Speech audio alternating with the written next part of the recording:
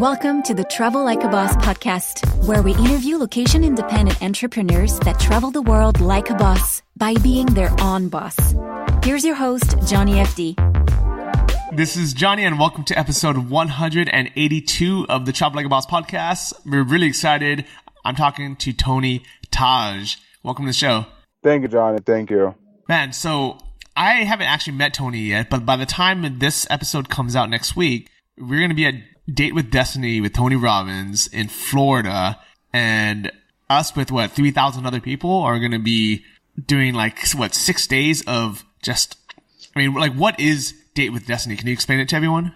Date with Destiny. So it's my first time. So I truly believe what Tony says, that in life, in order to be successful, knowledgeable, skillful, he says training, it never stops. So the reason is I literally burn my balls. As you can see in my car, so I've been staying in my car for the last 4 months, just like I mentioned on the message I posted on Facebook group, that 4 months ago I was just thinking about where can I get about $5,000 investment, and I couldn't come up with, and I was making very little money, and all of a sudden a thought hit me, says that, all right, instead of paying $1,000 rent, what I'm going to do, I'm going to get a car, and I'm going to be staying in the car. So that's what I've been doing. So I became, what Tony says, resourceful. I became resourceful. The reason is that I am doing this, like I said, my first UPW last year in San Jose. So before that, let me explain this. I hope you understand. Well, let's actually break it down for everyone. Okay. So I think a lot of people listening to this aren't even familiar with any of Tony's events. If you guys haven't seen the movie I'm Not Your Guru, maybe it'd be a good time to just pause this podcast, watch that, and that you'll really, really get a sense. But let's actually go through your backstory first. Where are you actually from, Tony? So I was born in Guatemala, Central America. Yeah, but I wasn't born in the city. I was born literally 4 hours away from Guatemala City, literally in the jungle. Wow. Very different, yeah. At that time, when I was growing up, there was no electricity. Wow. No electricity. Very tiny town. As soon as it gets dark, everyone has to go to sleep. Around 6:30 and 7, everyone in bed at that time, because there was no electricity. It was all dark. And as soon as the sun comes out, everyone gets up. And that was my life looks like back then. And at the age of 9 and 10, and I started working with my dad in the farm, and I just kept working and working, never got a chance to go to school. Why? Because my dad, he really couldn't support all of us family, and the family was already 6 kids already. And at that time, I really wanted to have some good stuff for myself. I wanted a pair of shoes or some clothes, stuff like that. I just didn't want to ask my dad. I just knew it. If I ask, he will say, I'm sorry, I don't have it. And so what I did, I just kept working. And it'll make him feel bad too, right? Not only would he have to say no, but he would feel bad that you ask him and he says no. Or exactly. Maybe even worse, he would say yes even though he can't afford it, and it would put him into further financial trouble just to get you these shoes. Exactly. Yeah, he will definitely feel bad. And so what I did, all right, I'm just gonna start making my own money. And at the age of 13, around there, 13 or 14, and I decided to move out of my parents' house. That was my first decision. I moved out. I moved away, 3 hours away, in a town called Escuintla, very close to Guatemala City. And I got a job in a company where they cut sugar cane with a machete. And I did that type of job for 5 years. Wow, that's a tough job. It was one of the hardest, toughest one I ever done. Yeah, I can imagine that, because cutting one piece of sugar cane with a machete to drink is already going to be a hassle. If anyone's ever tried to cut a coconut or a sugar cane, it's hard just to cut one. But you weren't just cutting one a day, right? How many would you be cutting in a day? I would say maybe 2,000, 3,000 pieces a day. Oh my God. And over the course of 5 years, I can't 5 years. Okay, so yeah, how many days a week were you working? I was working 7 days a week, 12 hours a day. Oh my God. 6 a.m. until 6 p.m. without taking not even a 10 minutes break, no break, we only take like a quick break when we take lunch. But can you imagine this? Because, I have to grab the cane while I cut it, and my hands were like all stinky, dirty. I don't even get to wash my hands when I eat. So really extremely hot as well. So I think a lot of people listening to this right now aren't actually familiar with the backstory and how Tony and I met. So just can I give it to you guys real quick before we get back to Tony's story? I am in a Date with Destiny Facebook group for people who are attending Tony Robbins conference. And I saw Tony post in there saying, how he's so excited to be going, and that to pay for it, he's been sleeping in his car for the last, was it 5 months, you said? 5 months. Just to be able to attend. And it made me think, man, I was also struggling thinking, I don't want to spend $5,000 on this event. It's very expensive. And I'm flying all the way from the Canary Islands, where I'm still at now, near Spain, and then I have to fly back to Thailand. But the reason why I wanted to have you on your show, and the reason why I'm so happy that you're sharing your story now, is really just showing no matter how much we think we're in a hard position or how much we're struggling, or how many excuses we personally have why we can't attend this, an event like this. And I'm not saying you guys all have to go to Tony's conference, but just whatever you guys really want to do in life, we always have these excuses on why our lives are hard, why we can't do it, or why, we can't afford it, why we have everything stacked against us. And when I saw that post by Tony, I thought, man, I really have no excuses. And now listen to your story about how you've had to work, 7 days a week, cutting sugarcane all day, 12 hours a day, to even get to this first point in your life, to just be able to support yourself so you didn't have to ask your dad for money. Yes. This is really powerful. Thank you, Johnny. And so, the reason that I was doing that toughest job, because I knew what I wanted.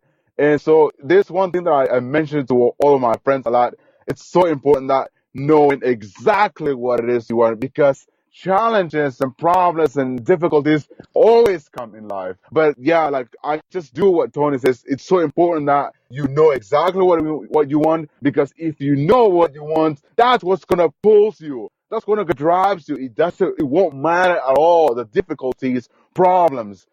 That's what I was doing when I was just a kid. I was working so hard, but no money was driving me, because for me at that time, I was a very young kid in Guatemala. I was making about 2,000 quetzales a month, and that was a ton of money for me as a young kid. So not $2,000 a month, 2,000 Guatemalan. No, quetzales. Money. And how much is that worth nowadays? So it's like $230. $200,000. No, sorry, $230. So wow, it's $230. Yeah. So you were making $230 a month, working 7 days a week, doing just hard manual labor. Yes. Yeah. Okay. Wow. Okay. So, and this is when you're 13, right? And I was just 13, around 13 and 14 at that time. That's crazy. Okay. So, what did you do with this money? What were you saving up for? So, I just wanted to have the stuff that I wanted. I was able to buy myself. When I was a kid, one of my favorite sports is playing soccer, and I was able to buy, a pair of shoes, and I bought myself a bike, and I was able to provide for my parents. By providing for them, I felt so awesome. I just felt so good. I felt like I can help them out. When I was just a kid, I felt so beautiful. Yeah, that's awesome. And then, so what did you do from there? What was your next step? While I was there working for 5 years, and then eventually it hit me, and I came to a point that I said, no, this is not what I want to do for the rest of my life. It has to be something different. It has to be something bigger. It has to be. That's when I decided that while I was working at that company, I already had a decision. When I came back home, I told my parents, I told my mom, remember that time, Mom, I'm going to the U.S. But I didn't say that, because I didn't know. I just said in Spanish, Mom, I'm going to Estados Unidos. And my mom, she looks at me. She not saying something verbally, but I can literally read her body language, she was saying that, how are you going to get there? You don't know anyone. There's no way. It's too far. We don't know where it is. You don't have any friends. Plus, you don't know any languages. We kind of heard that, people over there, they all speak English. There's no, you can't go, son. Wow. And I looked at her, no, and I'm like, no, seriously. Now, when I look back into that, well, my mom, it wasn't her fault. It was not her fault. She just doesn't know. She was not aware of the thoughts that she was running her life. Have no clue. And when I look back into that time, she was really discouraging me. But my decision, it was done. No, my decision that I said, I am going, I'm not sure how, I don't know, but my decision, it's done. I am going. And when they realized that I was dead serious, and so finally they just said to me, okay, we don't know what to say, I guess so. And I left there. And so how did you get to the U.S.? Like, how old were you at this time? And I left there when I was 21. Yeah, about around that age, when I was 20. And so how did you speak English at the time, and how did you get into the U.S.? No, I like I said, I didn't know. I was only speaking Quiche, which is one of the dialects you weren't even speaking Spanish? No, not at all. All right, so just let everybody know, Quiche is closer to like an ancient Mayan language than Correct. It is to Yes. Spanish or English or Yes. anything else. So nobody could understand you. No one. Only my mom and my brother, my dad. That's it. They're the Wow. only one that I can talk to. Yeah. And, No Spanish. This is insane. So the only reason why I know this is because I spent a month in Guatemala and I loved it. And I remember when I was staying with a local family near Lago Atalan, they didn't speak much Spanish. They spoke Quiche. And I was like, I just assumed everybody in Guatemala spoke Spanish, but I was wrong. No. Yeah. No, there is like Guatemala, I think there are like 38 different languages that the people speak over there. Okay. Everyone speaks differently, yeah. So wow, so you're 20 years old. You don't have that much money saved up. You don't speak English or Spanish. How do you get to the US? How do you make this move, or how do you survive? So what I did, I have a couple of friends in Guatemala, so we decided to be here in the US. And so what we did, because we didn't know, so we just buy a ticket, and like not exactly a ticket, we just paid like the driver how to get to Mexico from Guatemala to Mexico. So we paid this guy, so he brought us to Mexico, and then we met people over there in Mexico. We stayed there for like 10 to 15 days to work there, and until we met someone who knows how to get here in the US. And so we talked to him. We negotiate with him, like how much he will charge us, and he did. And so he brought us here. And so from Mexico to LA, so it took about 10 days to get there by driving in a car, 24 hours, non-stop, no food, only water. Man, That's how I got it. Yeah. that is tough. Yeah. That is tough. Okay. So, I mean, that could be a whole podcast by itself, but Yeah, I know. but I'm just going to assume that was way more difficult than any difficult journey that I've been on. And sometimes we as travelers, we complain, that we have to sit on a cramped bus or a crowded airplane in, these tight economy seats in the back, or, we went 4 hours without food. But what you had to go through was just on another level. Yeah, very different. Yeah. Okay. So yeah. I'm very curious now. Like, what happened when you got to the U.S.? So yeah, when I got to LA, so when the guy that we met in Mexico, And this was a coyote. Right, that's what they call. Yeah, exactly. And could you trust him? Like, I mean, obviously it worked out, but like, was it scary to give your money and your life basically to this smuggler? Well, yeah, like I said, it was a decision that I make. I said, no, I am going. It's yeah, of course it is a risk, but it's just how it works. Like I know, I've heard it somewhere or saw somewhere that says, I guess someone said that, life, it's a risk. So why I just want to just take a risk. And so that's what I do. I just take risk and risk, taking risk. I just take risk. And so I've just been doing this since I was a kid. I just take risks. I just go for it. I just go. And so that's what I did. Met this guy in Mexico. Of course, we don't know. But yes, we just, pay him the money. And we just trusted him that. And we just believed that he would get us here. And thankfully he did. So he brought us here to LA. And then I called my cousin and he went to pick me up in LA. And I got to San Francisco, California. Wow. Okay. Yeah. So, you're lucky you had your cousin there to be able to take you in. But what did you do to survive? So when I got here in San Francisco, I took about like 2 weeks off. I just stayed home because it was everything new. Knew everything. Literally, like I started my life from the bottom, from zero. Everything. I didn't know anyone. I didn't know where to go. I couldn't read. I see the streets. I see the letter. I couldn't read. I have no idea. All the streets, they look similar to me. I got lost many times. And I just I started to absorb and see how people live, how they react, what they do, where they go, how they spend their time, how they live.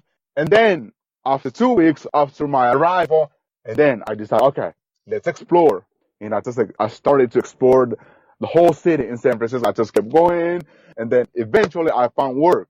My first job was painting. That was my first job. I was a painter.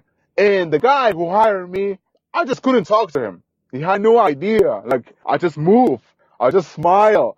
And it's just I guess something he likes about me, and he hired me.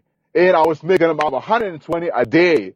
Oh, wow. $120 a day.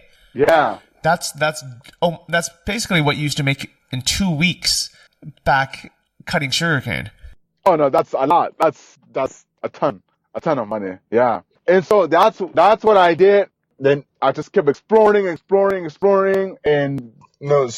getting used to how to live here. It was just everything brand new to me. Okay, so you're in your 20s.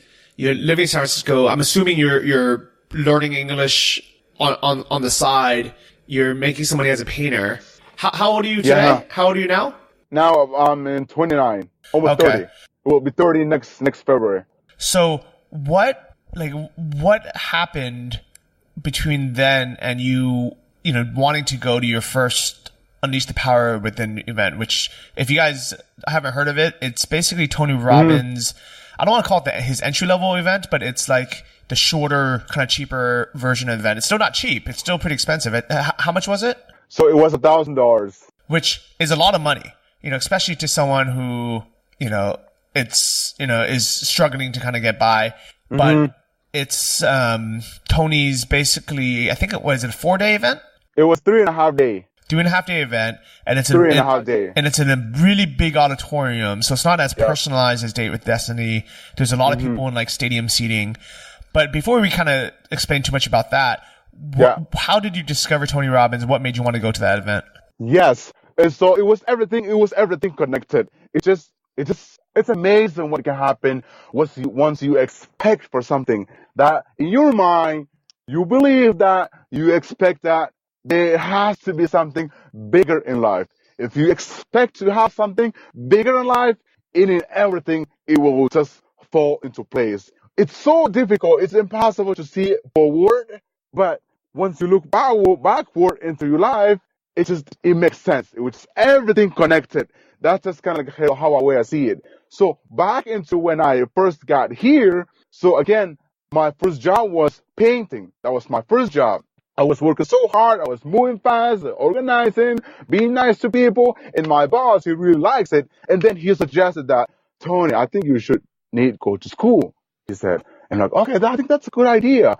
Okay, I'll do that. I'll take your advice. So I did. I went to City College in San Francisco. I signed up for ESL class as a second language. And at that time, I was impatient because I wanted to learn the English language. So that way I can talk to people. It's just been one of my my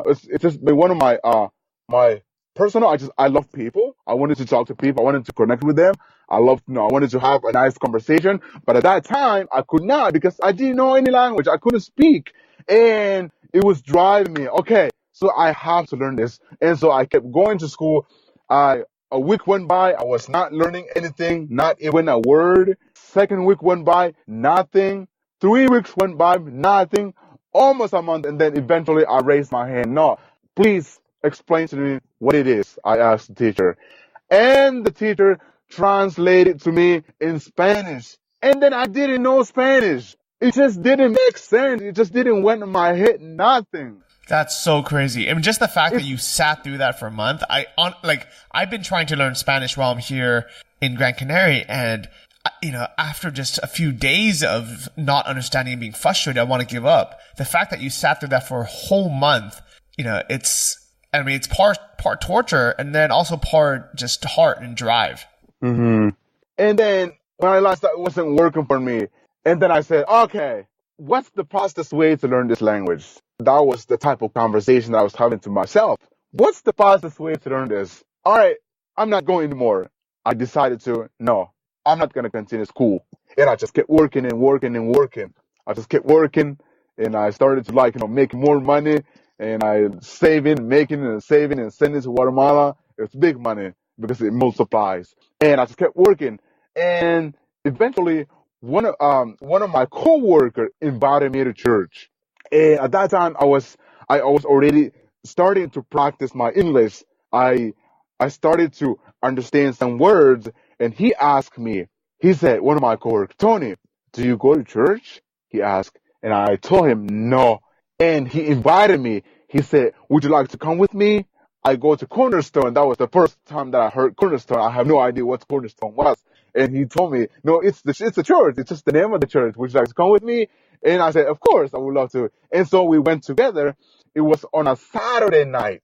By the time we walked in at the church, it just something completely hit me. It's just something like I just felt so different. By the time when I walked in at the door, and I said, okay, this is it. This is the place where I'll be too. This is how I'm going to learn English. When I saw it, while they worshiping, and when the preachers start speaking, what they do inside of the church, so they put like a big white screen, and they put the lyrics in it with letter like in English. And when they start singing or whatever they say, and I just repeat it over and over after them, just over and over. I was just practicing. I was just like, I just love it. And I said to myself, this is how I'm going to learn. This is it. And I started to get involved. I started making people, making friends, started getting to know them, introduce myself to them. I didn't care at that time. I didn't care. I just kept practicing. I just let them know that I was learning the English language. I just let them know that it was not my first language. I just make sure that they knew I was just practicing, and I just kept practicing with them over and over and over. I did it for like about a year. Wow, that's so crazy. Like, you may be one of the only people on earth that learned how to speak English through the church choir. Thank you, Johnny. Thank you. Okay. And so, yeah, that's what I was doing. And then I met someone, a lady from Africa, and we sat together. So we chat for a bit, and after the service, we just kept going the conversation. And she asked, and like I said, it was everything lining up. It was everything. It was working on my favor. And she asked, Tony, are you in school? She asked, and I'm like, so I told her, and I'm like, no, I didn't like it. It wasn't working because I didn't understand.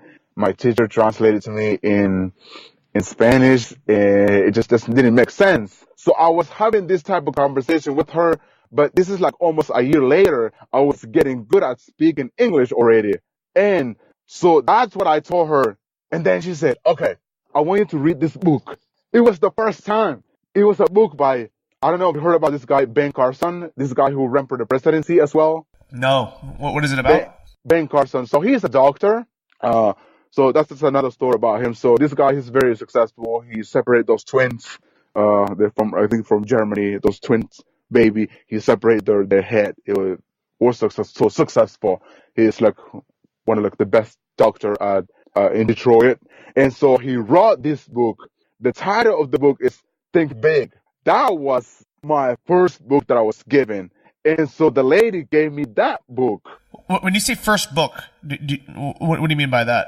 In my entire life. That's how I got started reading. And how old were you at this time? So that was when I was like about 22. 26 Wow. to 23, Okay. yeah.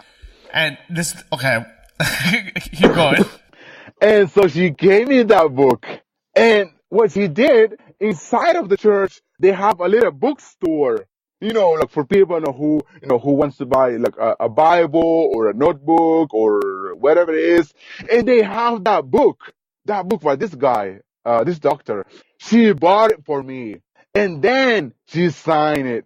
I don't have it with me right now, but I have it memorized. She wrote something like this. He said, Tony, this book, it changed my life. And I pray that God, you will find your purpose in God. Thinking big is the best way to serve, to serve the world. And she gave it to me. I'm like, bam. I'm like, what's this? I remember that time, no school, no idea how to read, a book in my hand. I'm like, how am I going to read? So I came back home. I put the book down for like a month, and I was still struggling. I still wanted to learn.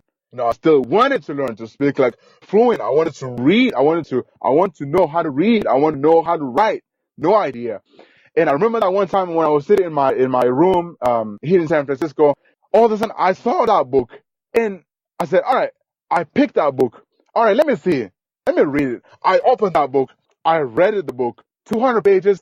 I went through 200 pages. Nothing. I didn't learn not even a word. Second time, I read it for the second time. Nothing. Still nothing. It just doesn't make sense to me. But I was still hungry.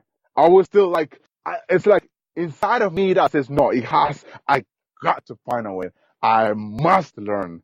I have to learn. I must.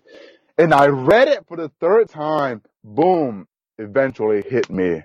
It was one of my moments. So, was it just a language barrier at the time? You just was reading the words, but you just couldn't understand what the meaning of it. I was just like not reading it. I was just reading. It's not making sense to me. I was not understanding what he was talking about in the book. And for the third time, Dr. Carson he said this, if you learn how to read, you can learn anything you want to learn. I'm like, bam, wow. That's it. This is it. That's when I decided that, okay, I'm going to read no matter what. Even just 5 minutes a day. I am going to develop the habit of reading. And I just kept reading and reading and reading. Of course, when I was reading, it's not making sense. But I was just like, I was hungry. I was like driven. It's like inside of me it says, no, read. You got to read. And I was just reading and reading and reading. I did it for like 2 years. And then eventually it's just like the whole thing, boom, it fell over. It is just like everything makes sense. Now reading it's been one of my favorite subjects. And when I was reading that, I just felt like I got connected to the whole books in the world. And how I got to Tony Robbins. This one, I just can't really explain how, but this is how I got into. It was an email that I got from someone who have no idea where it came from. It was an email that was sent to me, and when I clicked the link, and it pops up a video of Tony Robbins, and I listened to him, and it's something like he was talking about. It just grabs me. It's just totally different. And I'm like, damn, this is it. This is what I wanted to do. And at that time, I was looking for books, what to read. I was looking for like what's going to be my next book. And he talks about his books. And I'm like, okay, I'm going. By the time when he mentioned his books, bam, right away I bought this book.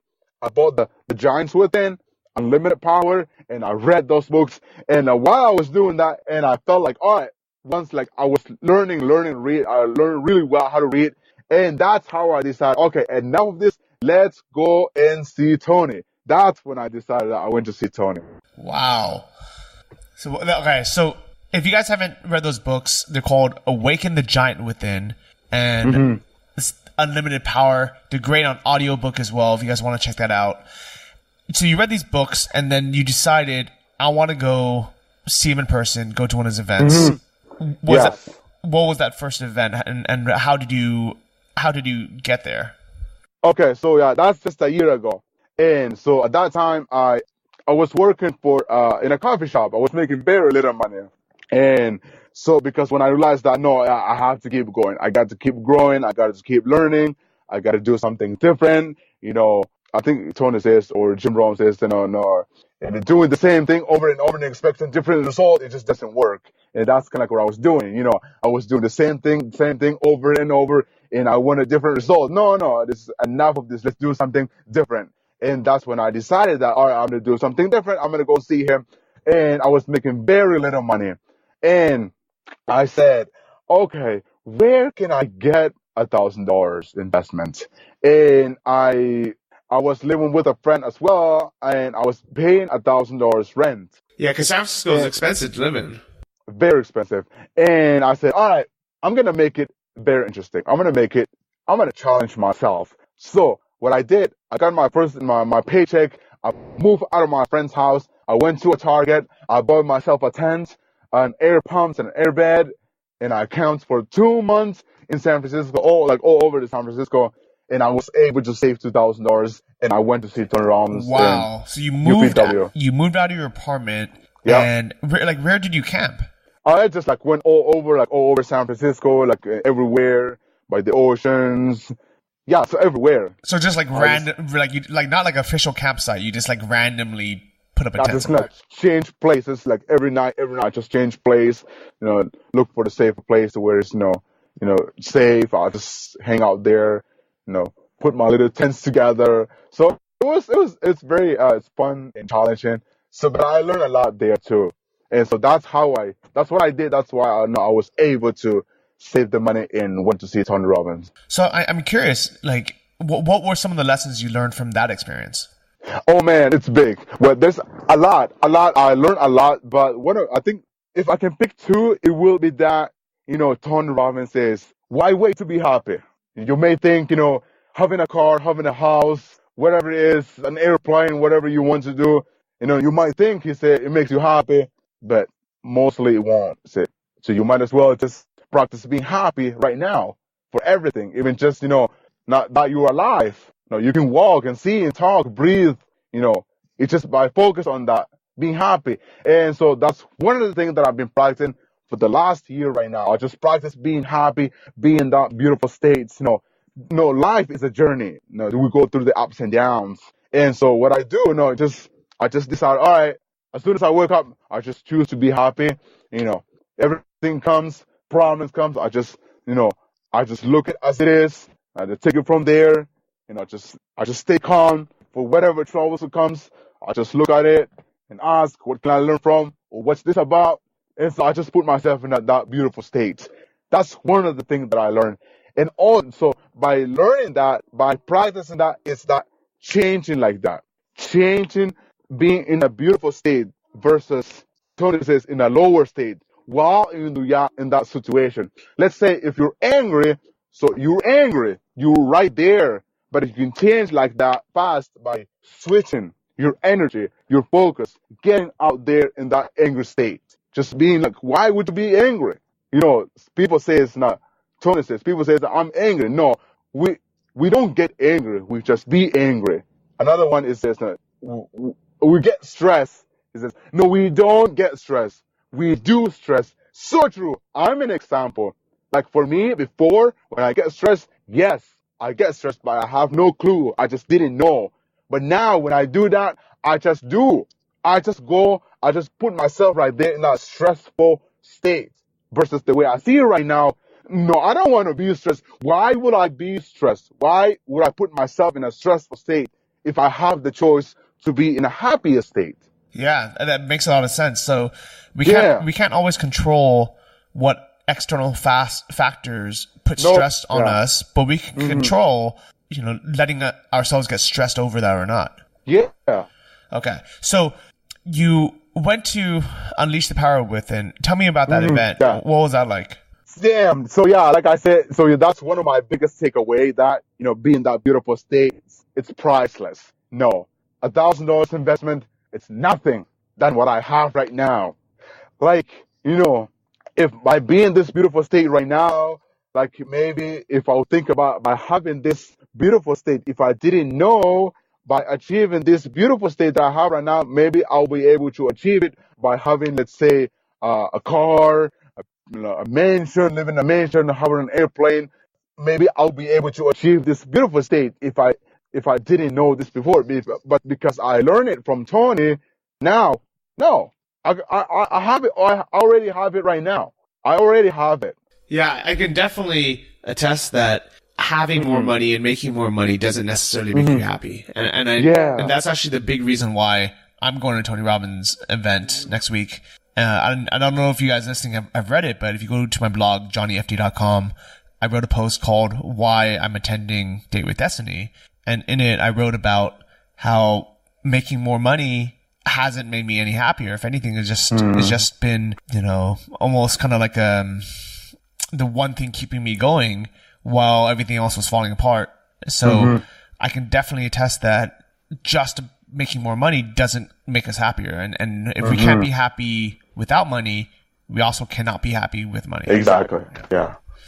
Okay. So tell me about the event. What was that like, the actual event itself? So yeah, it brings me back again to our conversation. So yeah, that's one of my biggest takeaways, but there are so many. There's a lot. It's a lot. But not even the takeaways itself. How did it feel being in a room with how many people go to that? So that one last year there were like 11,000 people. That's insane. That's so many people in one room. Yeah. 11,000 people, and so I'm just so thankful, grateful that I was able to join. Then, and it's just a different world. It's just a different type of people. They're just so loving. It's so amazing. I'm amazed for what's happened to that when I attend that. Before that, let me explain this. Before that, I was here in my life, right? I was here when I was working, my self-confidence, the friends that I have, the way I think, the way I live. I was here live. After my first UPW, boom, I jump here. So you just leveled up. Everything changed. I leveled up. I jump. Why do you think that was? It's because, it's being in an environment. Like Tony says, you immerse yourself. It's an immersion, right? You just being there is the energy, the people, the friends you will have, and which it did happen for me. Before that, I had these friends, just like to hang out and watch TV, stuff like that, play. Now, all of my friends right now are all business people, all business owners, all of my friends right now. And matter of fact, I'm already joining a group right now. It's called Mastermind Group. And what we do, we have a 1 hour call every single day. I just jump in and be with them every day. Yeah, for 1 hour. And so that's the type of friends that I have right now. So it just took me to another level. And did you meet these friends at the event itself? All of them. I met all of them at UPW. Wow. Yeah. I can imagine that the type of people that go to seminars, events like this are in the same mindset where they want to improve themselves. They want to... Don't settle for less. Yeah, okay. I can definitely see this being a good place to meet and network with, other people in the same mindset. Yeah. And so, but that's that's how I explain it, the way I see it. It's just it brought me to the next level. And then I said, all right, I got this to this level. But because I believe what Tony says, training, it never stops. And I said, okay, what's my next step? And one of my friends said, no, I think you should go to Date with Destiny. That's what he suggests. Okay, I'm in. I'm going. That's when I decided just 5 months ago. All right, I'm in. I'm going. That's why I decided. So the day, my expectation of Date with Destiny, that I just know that it's going to take me to a whole nother level in life. Okay, so with Unleash the Power Within, it gave you a lot of core lessons. You met a whole new circle of friends and network, and it just kind of pumped you up and got you to that next level. But then you were like, okay, now I want to take this bigger event. And Date with Destiny is not cheap, guys. It's like $5,000 for 6 days. Yeah. So how did you have the money to pay for that? No.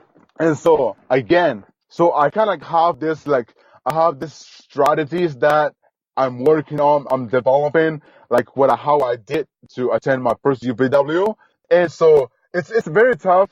I wouldn't suggest it to anyone, but I would, like Tony says, he would suggest it for someone who won't settle for less, who wants to burn that fucking boats, like Tony says, right? And so what I did is just 5 months ago, and again I was making very little money, but I'm paying a lot of rent, and I said, all right, where can I get $5,000?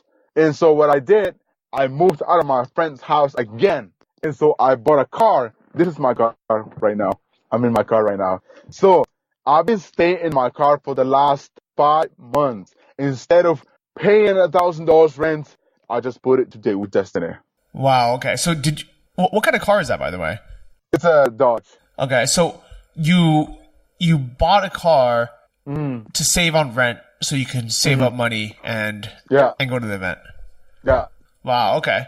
How like what has that been like? I mean, because that might, I can't imagine being in a car, living out of a car for that many months. It's fun. So I mean, for me, like personally, I'm just I don't have like family. I just here by myself. I just have some friends. So I'm make it very simple. I have my clothes here. I wash like anywhere, and use shower. I just use the 24-hour fitness. So they're everywhere, and I just go there. And at work, I eat at work. So yeah, it's been challenging and fun. Okay. But yeah, I decided to do this for like a period of time. Today with Destiny, I'll be living my own place. So what do your friends and your coworkers think about this? They don't want me to do. Well, they don't quite get it. They don't understand, and they ask, "Why did you do that?" And I'm like, and they consider us as I'm homeless. Maybe that's for someone, but for me, I'm just challenging myself. For me, it's an adventure. For me, I'm challenging myself. For me, I'm learning what's look like. Because that way, if I see someone who's doing it, I completely understand what does it look like. And so that's the way I see it. That's how I think of it. No, it's an adventure, a challenge, and I'm growing, I'm learning. And so my friend, no, they just don't want me to do it. And just they don't get it. They don't understand. Well, I told them a little bit about why I'm doing it, but because they don't know. They don't know who Tony is. They don't know what's the event's about.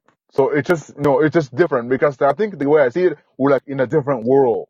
So what do you hope to get out of attending Date with Destiny? So yeah, like I said, it's a good question. Actually, one of my friends asked me to. Well, my expectation is to go to the next level in life.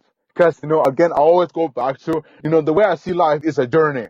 We have to grow. Like, as you already know, like where I'm coming from, when I was just a kid, worked with my dad, then moved out, make myself my own money. Then I left there, moved here. So it's about growing. I moved here to the U.S., didn't know English. Then I decided to learn English. So I'm growing and growing. After that, and then I decided, I'm going to go see Tony. Went to my first UPW. After that, now I'm going to Date with Destiny. And then, so it's like the way I expected. I have to grow. So it's a journey, non-stop. Wow. Okay. I like it, man. I like it. Awesome. Thank you, Johnny. Yeah. I'm excited to go and to meet you there, but also to go through this journey myself. Like for those who don't know, I'm also just an attendee. I'm not anything special there. I'm just another person attending. I paid for it out of my own pocket as well. I'm not even an affiliate for Tony Robbins yet, but I think if he has a program, I'll definitely sign up for that to recommend you guys some books, because those books are really good, especially the audiobooks, especially if it's his voice reading it. So I'll try to have some links to some of his books below in the show notes. But man, like I'm excited to go to this event and then to have another episode, in the future where I'll be talking about like what I've learned from this, because I think a lot of people listening to this podcast, wish they were in a position where they could attend Date with Destiny or one of these live events. But as our guest today, Tony, mentioned, everybody like everybody who wants it bad enough can figure out a way. And I know a lot of people are listening and thinking, there's no way I'm going to live in a tent, or I'm going to live in my car. Mm-hmm. But at the same time, I bet you a lot of people didn't even think of that as an option. And if you really wanted it bad enough, you can figure out some way to make it happen. Yeah. Maybe it's getting a second job and working at night. Maybe it's taking a sales job and working 7 days a week. Yeah, Tony Robbins says it's becoming resourceful. You got to become resourceful. Yeah, so this now what I'm doing, it's, it can be applied in many areas of life. So I'm not suggesting you do the same, but, just come up with different questions. Because, if you ask a really, Tony says quality question creates quality life, and it's so true. We ask that different question, and you're going to come up with a different answer. And give you an example. I remember this just a year ago. I just asked the question myself. I just said, all right, how do I live in a way where I'm not gonna pay rent? I know it's a silly question. I'm not being irresponsible. I just asked that question, and all of a sudden I came up with this idea of stay in my car or camp in it. But yes, you're just asking that different questions, and you can come up with the answer. Yeah, I like that a lot. And what I really liked that you mentioned earlier is that it's temporary. It's not that you live in your car forever, but you have this goal, and you're like, well, whatever it takes to get to this goal, I'm going to get it. And then I can always go back to my normal life. Yes, exactly. Yeah, you just literally you just got to do whatever it takes to achieve.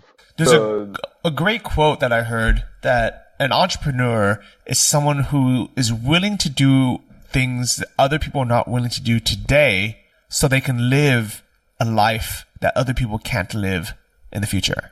Boom. That's it. Beautiful. And the fact that you're willing to sacrifice comfort, maybe some stability, maybe even, a little bit of your own sanity or safety, it must not be like, it's not easy, and the fact that you're willing to sacrifice that temporarily to potentially have an even brighter future is the mindset of an entrepreneur. Mm-hmm. Yes. I like it, buddy, man. I'm looking forward to meeting him. I'm looking forward to this event. So looking forward to you too, Tony. Yeah, very cool. If people want to reach out to you, are you on social media or where do you hang out?